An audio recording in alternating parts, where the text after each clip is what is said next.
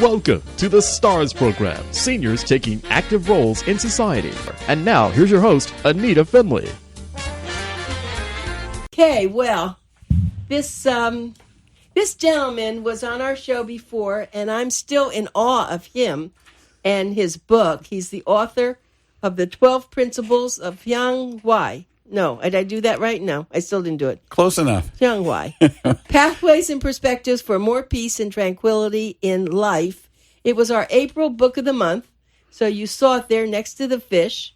You saw the fish. I have that fish. Didn't you name that fish, didn't you say? Yeah, Billy. Billy! That was my husband who just passed away. I named him Billy, and it's really very interesting. But your book is so much more than the 12 principles, because every principle could have other principles. That's correct. And so I have principle number 1, and the answer is love. Love is the answer to all things, and that's really what got me loving your book, frankly, when I started reading that book. And love really is everywhere, and if you have to look for it, and the politics of today makes people forget about love, and it's not a good thing. So I have to start turning off my TV and get back to love.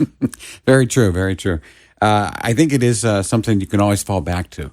I use it when I'm wondering, what should I decide? Should I go this way? Should I go that way? And if I remember to base that decision on a unconditional love, it'll be the right decision every time.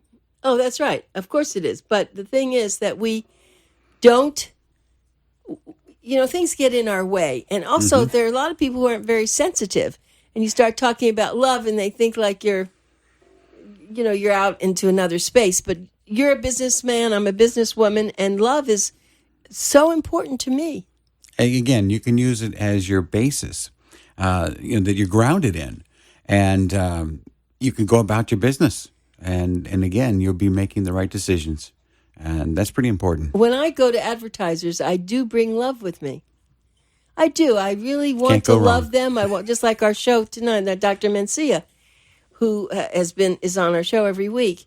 I have great love for him, and I have great respect for him and what he does, and that's what I think hooks us in. We have a wonderful board operator here, and I have great love for him for what he does. So you bring love, and even though we're all human, we all have fallacies and things don't work right, but if the basis is love, you can get through things, I think. That leads right into the second principle.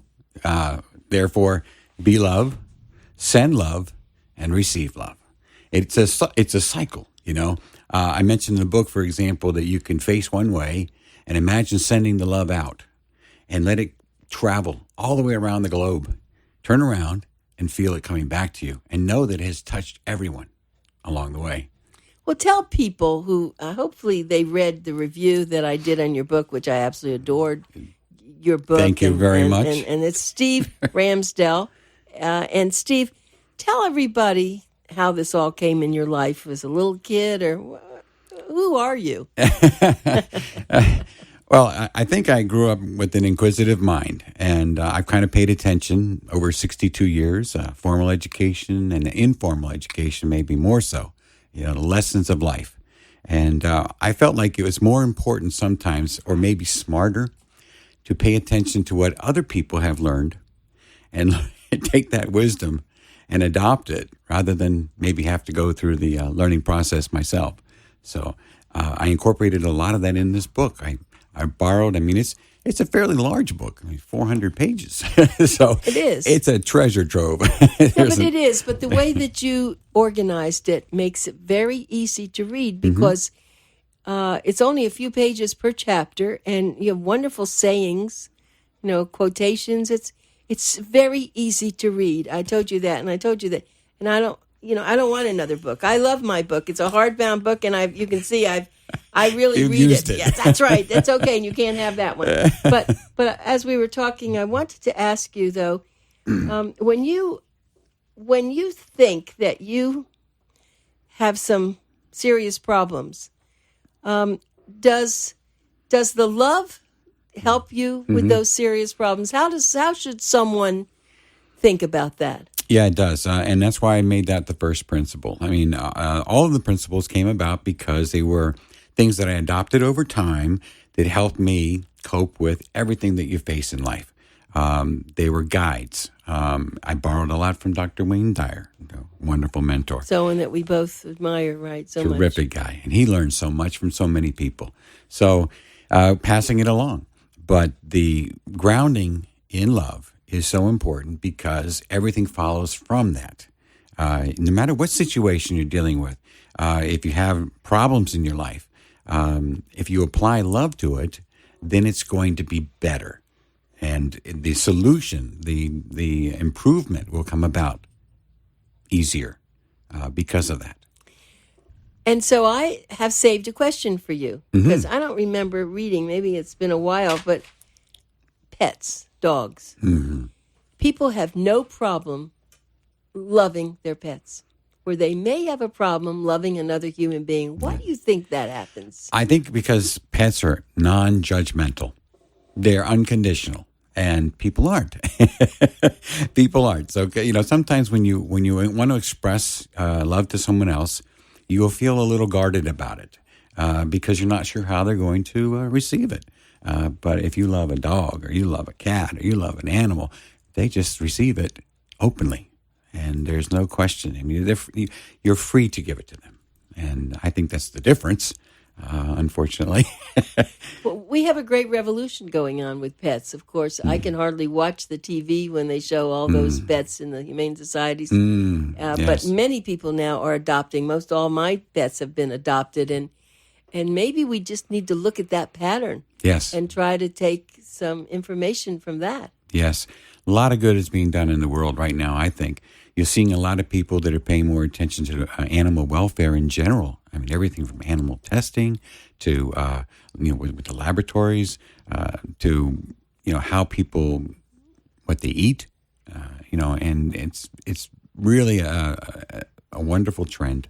I'm very happy to see it. Yeah, and I get some sort of emails about the animals that are not being protected out there in the wild. And just think about with global, I happen to be someone that does believe we're in trouble with our environment, and think about those poor bears out in Alaska.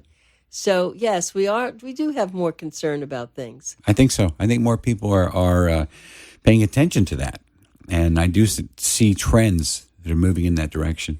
So what we have to do is teach our children about love, because then we won't have the bullying Yes.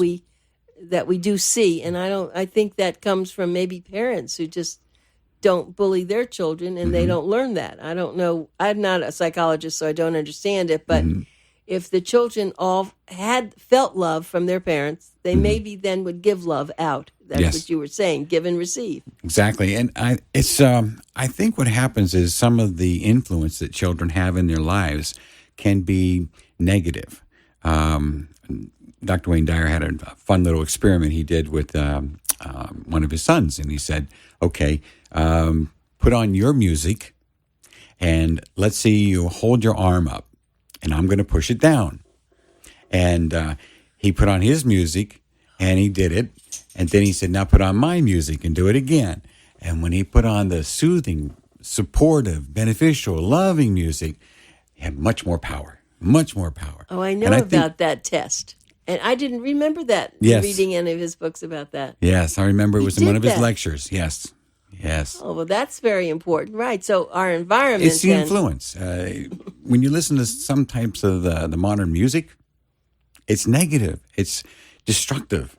It's not going to be, generating the right types of feelings of how you should feel towards other people and towards the world.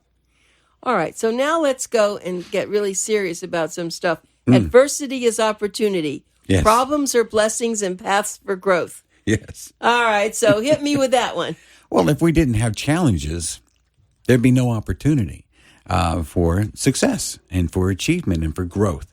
What happens if you have a perfect life and you never have anything to learn from that? It's kind of pointless. So, well, yeah, but when you have a challenge, then you have an opportunity to deal with that challenge, to learn, to grow from that, to find ways to meet that challenge and succeed. And then you have that knowledge to pass on to your children and be a benefit to others by helping them that are dealing with the same problem. So how do you deal with people who have serious illnesses, cancer, things that you just, children that you see? It's very hard. I mean, all this is lovely, but there are people who are really suffering terribly. Yes. Where's the love on that? Well, one of the other principles is it's nothing ever goes wrong. It's all part of a perfect plan. And I like that concept, but sometimes you wonder about how can that be part of a perfect plan? And it takes me back to if you believe in God and you believe that God is capable, everything he does is perfect, then his idea of perfect is the imperfect world that we have. If that wasn't perfect, he wouldn't have made it that way. So it's that way for a reason. I think that by having comparison, then you have definition. So if everything was wonderful and you didn't know what bad was, you'd lose the definition of wonderful. So you need those yin and yang counters. Well, you covered that, okay. The other thing that I was really interested in your book, of course, is that, and I didn't want to get into it too much, but that you're prolific with your ideas and your thoughts. And I know that you're working on a screenplay. Yes. And you're very excited about that. I thought when I first met you that you were going to do another book. And you said, no, I'm thinking of doing a screenplay. Tell me how that all came about. Well, I do love the movies. And if you read my book, you see that I've included dozens and dozens of movies and movie references. Yes, you do. I think that there are magical movie moments that are just so meaningful and so powerful, especially if you add in the music or great acting. And so I get very excited about having a movie that has a message or that has some power to it. And so I'm working on a movie screenplay that I'm enjoying writing so much. It's something every moment I get free, I sit down and start writing again. Isn't that lovely for you to have that? It's a blast. Well, how long did it take you to write your book, The 12 Principles of Pyong'Hwa? Help me with that again. Pyong'Hwa. Pyong'Hwa. I'm sorry. Pyong'Hwa. Yeah, Korean word. Right. Pyong'Hwa. Pathways and Perspectives for More Peace and Tranquility in Life by Steev, Steev RamsDell, RamsDell. This is a book I highly recommend. You can get it on Amazon.com, correct? Buy the book. And then let's talk now about the screenplay a little bit. So you're going to have to look for someone that is prepared to produce this. Is that what you're... That's the big challenge. Yeah, if you know somebody in the business, it's all about who you know. But otherwise, what I'm hoping to do is to wow them with the concept. And this is a concept movie, very original, I think. So, yeah, it is. It should be fun. I want to back up for a moment. Okay. When you mentioned where the book is available. Oh, yeah. Yonder.com. Oh, that's right. Companion website. Yeah. YAWNDER. Yes. Has a link for it. In fact, you can also go there if you want to get an autographed, signed, personalized copy. Good. Okay. It's available there, too. Okay, Yonder. Right. It's YAWNDER.com. And also an interactive visual escape. Yes. You get to customize where you go and pick different locations that you'd like to go free. And the whole website's free. You don't have to register or email or nothing. And when you get there, you can set it up the way you like it. That's right. I remember. Nature sounds, I was music very sounds. impressed when I first got on your website. It's remember fun. It took me to all these places, and it's fun. Yeah, it was fun. It goes with the book in a couple of ways because it's all about relaxation. Having more peace and tranquility in your life. But it also incorporates many of we have what we call positive messaging available on the website, so that when you're maybe at the waterfalls or the rainforest or the beach or the snowbound cabin, you can put on positive messaging. There's 4 different categories that incorporate a lot of the wisdom that's found in the book. So I asked you, I think, or did I not ask you how long it took you to write your book? Well, yeah, a couple of years. It did. Working on it when you have time, and it is a big book. And I wanted it to be comprehensive. I didn't want to leave stuff out so that somebody would have the full story of these 12 principles. And as you write each one, as you said, they have little anecdotes and little. It's easy to pick it up in any page and anywhere in the book and get something from that. So putting that together, the research, which by the way is so much easier nowadays with the internet. At the time you were doing this. Oh, much easier. Well, even then it was much easier compared to maybe 20 or 30 years ago. Oh, sure. Boy, you had to go to the library. Yeah, but you're right. I could take a chapter. I could do one of these in Boomer Times every single month and get something. They are so interesting, and it seems like you wrote it for me. Oh, thank you. It's a good book when, like with Wayne Dyer stuff too. Oh, that's just perfect, right? Yes. So you somehow hit that special place. I had one of the nicest things. I received a letter from a woman who said that she was lived a long time. She felt that she didn't have a lot of time left, and she said that reading my book, was something that she felt that she needed to do before her time was finished, and that it made. Is that right? Now that's really nice. It made it easier for her. Whoa! So that was beautiful. That was very nice. That touched you, right? Yeah, that was very nice. That did it. And that was the point. I mean, you hope that you can share with people something that will benefit them, and that benefited me, and pass it along. Right. Absolutely. I agree with you. So, okay. So you have a lot of quotations. Mm-hmm. I mean, I'm very anxious to get into your screenplay, but I really want to help you get this book into people's hands. Mm-hmm. So maybe we should are we allowed to say what the name of your screenplay is? I mean, Yes, we can. Of course. You want to do that? It's I had fun. I know. I love this. You already, of course, with Harrison Ford, and you're really going Dreaming. for it, right? But I love the name BLAST. BLAST, which is an acronym, right? And it stands for Beyond Light Speed Accelerated Space Time. So from the past. Yeah, from the past. So blast from the past. The idea being that we have the ability to bring people back temporarily for a short period. To live again in our time period, and what would that entail? What would they do, and how would it? How would it work out? I mean, it is so interesting. I have to say, and I've started reading some of your. You gave me a lot of your pages, and I think we just have to help you get to the right person. I don't know how to do that, but maybe what we could do is, I don't know. It's networking, yes, and that always helps. It always helps to reach out to everybody. So. This actually has to be a film. It can't be a stage play, can it? It's a film. Yeah, it's definitely a film. You can't get people like that to do that. But because I thought maybe a play, you'd be able to get a play reading or something. Maybe, but I think it works best as a film, and I think it's going to be okay. I really do. First of all, I'm positive about it anyway. Yes. But I think that you're having fun doing it, which I think is that's great. That's the difference. When you do something you love, it just can't fail. I think on its own, it's going to be successful, and it's going to be. You're going to get to go see it. Let's put it that way. Okay, I am going to go see it. We're going to get you tickets in the front row for the premiere. Oh, absolutely. Well, you're going to finish writing it, and then you're going to try sending it places, I suppose. Right. There's a number of ways that you can submit. Film festivals. You're going to go to film festivals, aren't you? To maybe some good people will be there, and you can hand it to them. Amazon actually has a film division.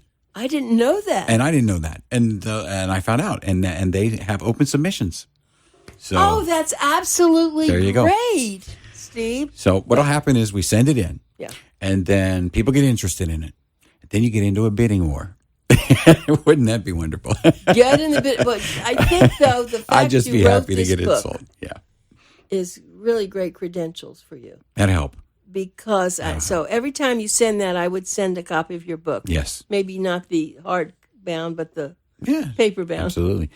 There's an ebook That's easy for them Yes. to access. An audiobook for people that are traveling, so they can listen while they're traveling. So, okay, so I saved a question. Mm-hmm. Are we going to go to Mars? I mean, you're into the space, a lot of that stuff. Are we going to go to Mars? Or are we going to, in our lifetime, or maybe in yours, maybe I'm older than you, maybe, are we going to see people going out of space? Yes. You feel that? Oh, yeah. NASA feels, what I've read, is they're very excited and very enthusiastic about going to Mars, and they expect to do so within probably 10 to 15 years. It's a long trip, though. It takes over 6 or 8 months to get there. So it's not as, it's far away, and yet it's like the closest that we have. And that's the problem with space. It takes too long to get anywhere in our solar system, our galaxy. It takes too long, but maybe that in itself could be sped up. Well, that's what we're working on in the movie. We're working on the idea of how to get around the problem of great distances by using manipulation of time, because time is too long. It takes 50,000 years at our current abilities to get to the nearest star where we think there might be another Earth-like planet. So that's crazy. We just can't spend that much time trying to get somewhere. It's impractical. So we have to find another way. And there are people working on that. And I think that two things are going to happen. One, I think it's going to happen over time. And again, who knows when, maybe after we're gone, for our children and grandchildren. But a second thing is going to happen. If this movie is successful, there's a secondary project. And with that project... I'm taking a deep breath. Every time I meet you, it's like, okay, what's next? Go. What is it? With that project, we're going to make it possible for you to do in your lifetime what you didn't think you could do. We're going to make it possible. We're going to make it possible. For me to do in my lifetime, which I didn't do. My father passed away, unfortunately. But he one day, we were in the Keys, and we were shrimping. And it was in the evening. It was actually after midnight. And I saw him look up at the moon and just look at it. And I said, do you think you'll ever go to the moon? Because people are going to go to the moon someday, And he said, not in my lifetime. And I thought, well, why not? Why don't we make it possible for people to do in this lifetime? If there's an advanced civilization that comes back to see how the Earth is developing, which, like you said, the way things are in the world right now, they might kind of avoid us. But if they did say, their ability to travel throughout the universe is way off in the future. But then they come and see the project that I want to work on and develop. They say, oh, well, it looks like they did it now, for all practical purposes. So you're very much into time and space and all those exciting things. And there are words for that. And where you, I forget what they call that you actually can go there. It's teleportation. Yes, right. Another, So I used to listen to a show very late at night coming out of the West, and I forget who he was. He was on for years, and Sky King? No, another person. It sounded like another person, and he absolutely had people who saw outer space. He saw Martians. He did. It was, I've heard that Art program. Bell. Yes, I've heard that program. Art Bell was quite a guy. Yes. And so I've been thinking about things like this for a long time. Mm-hmm. Did you ever read Stranger in a Strange Land by Heinlein? You should read that. You would love that. I've read parts of it. Okay. Okay. I'm familiar with it. With the whole story of that was really interesting, wasn't it? Highly creative. I mean, very. Imaginative. That was early. I love it. I mean, when you think about a lot of the people who were early in all these science fiction. Well, I mentioned Kurt Vonnegut as an example same thing. In my book. His movie Slaughterhouse-Five. Right. The idea of his character was unstuck in time and would relive parts of his life. Well, we may have to relive parts of your life because we're running out of time. Oh, okay. But Steve, I am so glad that you came back, and hopefully we're going to hear more about you and from you. And we do really appreciate everything, and I love your book. And every time I go into it, I said, just like I remembered, I did read about dog in your book, yes. but I I have forgotten that. Dog. G-O-D-D-O-G. Right, Yeah. God and dog. I do Yeah. remember that. Yeah. I don't know why it was it's the first time I ever heard that, but I shouldn't have been. It's probably more people know that. But anyway, it's a great book, and I'm so glad. And that's funny. Highlight. I was just telling someone about that the other day. What happened to all the highlight we had in Miami? It's gone. It's sad. Anyway, thank you very much for being with us. Thank you. And we hope Thank that we'll see you in other things. I love being here. I love you. Thank you so much. It's my pleasure. Lots of love.